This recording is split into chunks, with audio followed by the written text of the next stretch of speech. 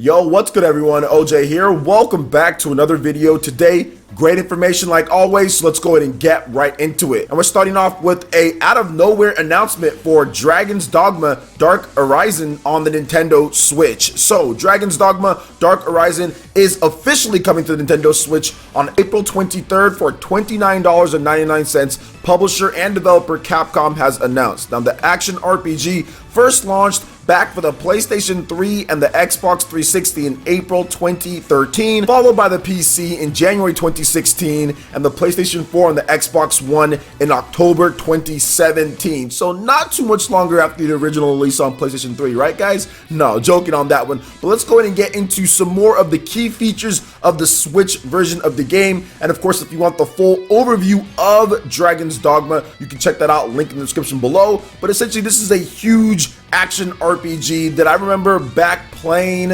on the PS3, or at least seeing the trailer. I played the game originally because there was a demo for it, but man, the trailer just blew me away back when I first saw it. So let's get into the key features for the Switch version of the game. Dynamic combat experience: cut off the foreheads of a Hydra, climb atop griffins and fight airborne, or defeat dragons and other creatures by finding out their weaknesses. Tons of content, includes all previously released extra content, DLC, and the Dark Arisen expansion content, features the highly praised combat experience and rich customization, plus a huge underground realm to explore with terrifying monsters. Customization options galore, 9 different vocations for players to choose from, with a variety of skill and magic options for each, armor that can be upgraded and enhanced, plus pawn companions that can be trained to fit your desired combat style.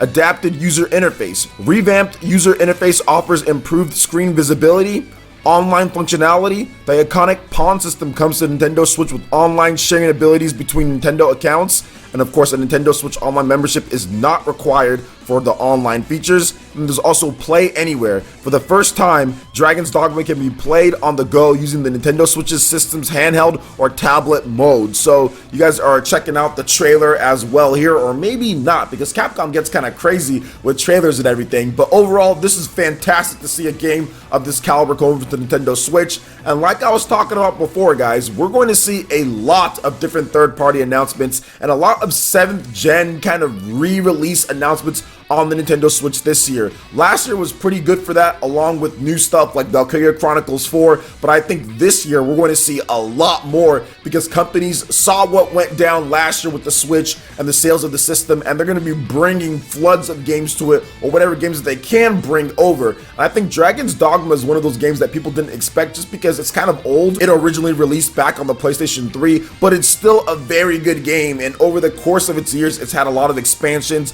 updates, and everything, and we're getting the best version of that, and now anywhere that we want. Dragon's Dogma was one of those games that I never finished. I actually had it on the PS3, and then I don't know where that copy went. I think I sold it back then, and then I got it on the Xbox 360, and I got maybe about a quarter of the way through. I just didn't do everything. So for me, this is definitely going to be a no-brainer purchase. Definitely picking up this game. It's a lot of fun to play. A little weird when you first start playing it because it doesn't control and kind of operate like a lot of Japanese RPGs out there, but once you get the hang of it, it's actually a ton of fun, so I highly recommend it. We don't know if there's going to be a physical version of the game or if it's just going to be digital. Capcom didn't say. I'm hoping that Capcom doesn't cheap out and make the game physical, completely physical, as in all on the same cartridge. Yes, because Skyrim was all on one cartridge, so I do feel that this game could fit all on one cartridge as well. So I'm hoping they do that, but you guys know how Capcom is, so we'll have to wait and see. But either way, I'm going to be picking it up on the Switch because this game is really good, and I do want to actually finish it one of these days. So what do you guys think about Dragon's Dogma coming over to Nintendo Switch?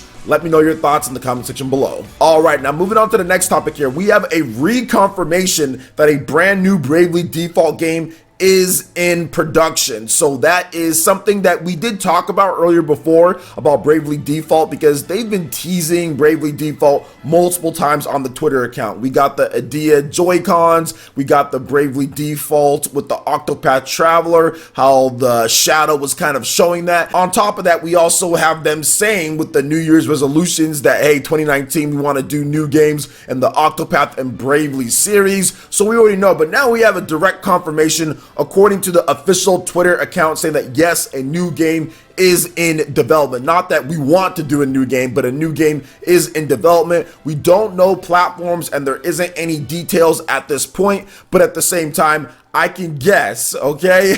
Or if I was a betting person, I'm not, but if I was a betting person, then I would definitely say that this game is going to be on the Nintendo Switch, and it's probably going to be an exclusive because Nintendo's going to be helping out with publishing or development, but we have to wait and see on that. But Bravely Default is one of those games probably I'm most excited to play or at least see because of the art style, right? Octopath Traveler has this really cool retro art style, but Bravely Default had this like chibi slash cell shaded. I'm not really sure what the art style is. I'm not exactly sure the style of what they used, but either way, it was really cool. And I think that if you can adapt that art style to where the models are bigger and you have a system that's more powerful like the Nintendo Switch, because the 3DS, obviously they made some concessions just because of how it is. I can only imagine what they're going to be able to do with that type of look of Bravely Default. And the gameplay, that is what makes the Bravely Default better than so many RPGs out there, is the gameplay, the class system, everything that you can do. So adapting that to the Nintendo Switch anywhere that you want is just something that's going to be really good, and also being able to play on the TV. There were times that, you know, Bravely Default, it would have been nice to kind of play on the big screen and everything, but the graphics, obviously 3DS resolution wouldn't have looked good. But on the Switch, really, they can kind of just do whatever they want when you're going from 3DS to Nintendo Switch. So I'm excited to see what they have for us, and I think that maybe we get an announcement of a new Bravely Default game at a Nintendo Direct. Maybe not this one here, but maybe we see it at E3 or Nintendo Direct or at an event at the end of the year from Square Enix. But yes, definitely excited for this. Octopath was last year. I think this is the year that we see Bravely Default. So what do you guys think about Bravely Default? The Twitter account confirming that there's a new game in development. What would you like to see new out of the series, or what would you like to see them add into a Switch